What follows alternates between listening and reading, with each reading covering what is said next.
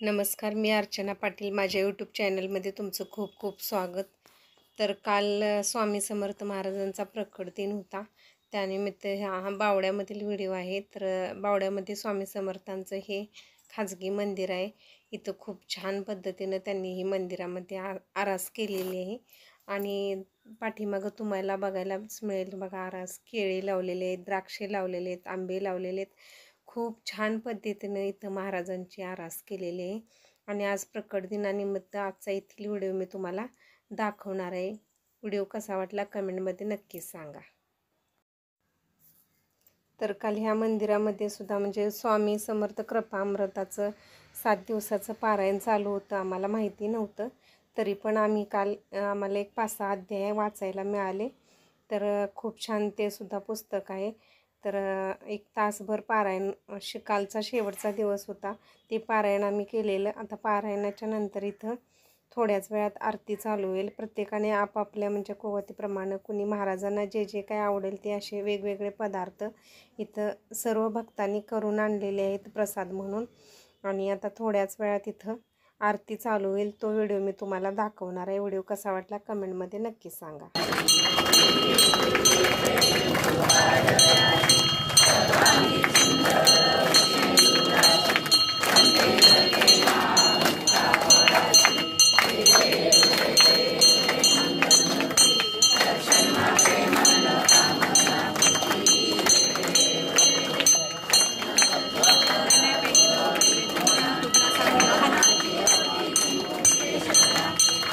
करताय ना.